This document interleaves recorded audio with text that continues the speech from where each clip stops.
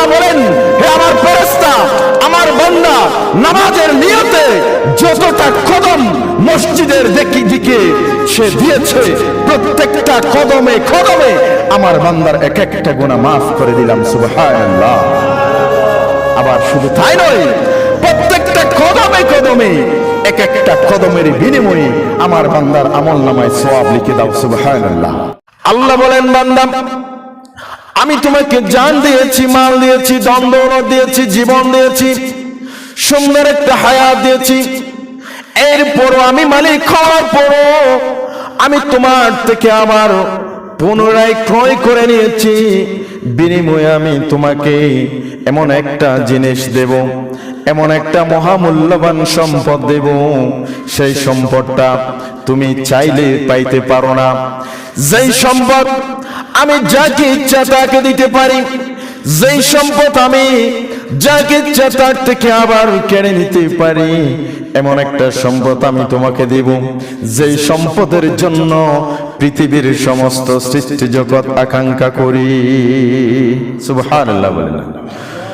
আল্লাহর কাছে প্রশ্ন করা হলো, আল্লাহ আমি যদি তোমাকে আমার জানটা দিয়ে দিই, আমার জীবন মরণ সবকিছু যদি আমি তোমার রাস্তায় কুরবান করে দিই, আমার ধন সম্পদ যদি আমি সবকিছু তোমার রাস্তায় আমি বিলীন করে দিই, আল্লাহ তুমি আমাকে কি দিবা? তোমার কাছ থেকে কি আশা করতে পারি? আল্লাহ বলেন, বান্দা তুমি নামাজ পড়ো কি জন্য? বান্দা বলে, আল্লাহ জাহান্নাম থেকে বেঁচে জান্নাতে যাওয়ার জন্য। তুমি তাহাজ্জুদ পড়ো কেন? বান্দা বলে, আল্লাহ আমি জান্নাত পাওয়ার জন্য, তোমার সন্তুষ্টি অর্জন করার জন্য আমি নামাজ পড়ি, তাহাজ্জুদের নামাজ পড়ি। আল্লাহ বলে, বান্দা তুমি দান করো কেন? বান্দা বলে, আল্লাহ আমি তোমাকে খুশি করার জন্য। আমি খুশি হলে তোমার কি? আমি খুশি, আপনি খুশি হলেন, আপনার যে আখিরাতে জান্নাত একটা স্থান আপনি রেখেছেন, ওই জান্নাতটা তুমি দিবে বলে আমাদের সাথে ওয়াদা করেছো, ওই জান্নাতে যাওয়ার জন্য আল্লাহ আমি তোমার রাস্তায় দান করি। আল্লাহ বলে, বান্দা তোমাকে যদি এই দুইটা জিনিস আমার রাস্তায় তুমি বিলীন করে দিতে পারো, আমি আল্লাহ তোমাকে এমন একটা জিনিস দেব, যেই জিনিসের জন্য তুমি জীবনে এত কষ্ট করেছো। আল্লাহ বলেন কোন? আল্লাহ বলেন ওই জিনিসটা কি জানোনি? আল্লাহ বলেন বিআন্না লাহুমুল জান্নাতা। সুবহানাল্লাহ বলেন। আল্লাহ বলেন, বান্দা আমি তোমার যেই দুইটা জিনিস আমি দিয়েছি, আবার ক্রয় করেছি, তার বিনিময়ে আমি তোমাকে কি দেব? জান্নাত দেব। জোরে বলুন সুবহানাল্লাহ। ওই জান্নাতটা পাওয়ার জন্য চায় না এমন কোন মানুষ কি আছে? বলেন না, এমন কিছু মানুষ, এমন কোন মানুষ আছে সে জান্নাতে যেতে চায় না? সবাই জান্নাত চায়। আমরা মসজিদে এসেছি কিসের জন্য? সওয়াবের জন্য। কিসের জন্য? সওয়াবের জন্য না তো সওয়াবটা কিসের জন্য? সওয়াব কোন কাজে লাগবে আমার? সওয়াব কোন কাজে লাগবে? আল্লাহর জান্নাতে যাওয়ার জন্য, গুনাহ থেকে মুক্ত হওয়ার জন্য।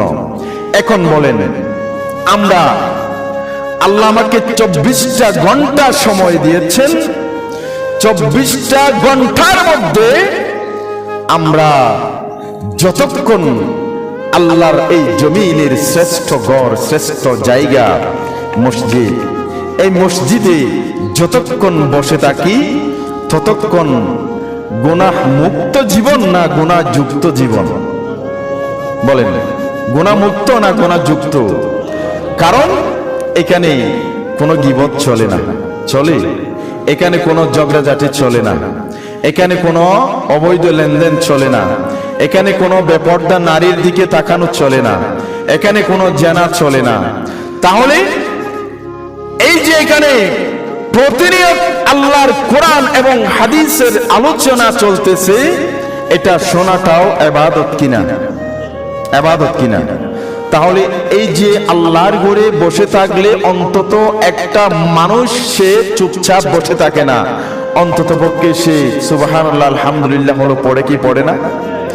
তার সবচেয়ে বড় কথা হচ্ছে, বান্দা যখন ওযু করে আল্লাহর ঘরের দিকে হাঁটা শুরু করে, যতক্ষণ পর্যন্ত আল্লাহর ওই বান্দা ঘরে আবার ফিরে যাবে না, ততক্ষণ পর্যন্ত আল্লাহ পাক সুবহানাহু ওয়া তাআলার রহমতের ফেরেশতাদেরকে নির্দেশ দিয়ে দেন, হে আমার ফেরেশতারা, আমার বান্দা আমাকে খুশি করার জন্য, আমার ইবাদত করার জন্য তার ঘর থেকে ওযু করে আমার ঘরে যাওয়ার নিয়তে বের হয়েছে।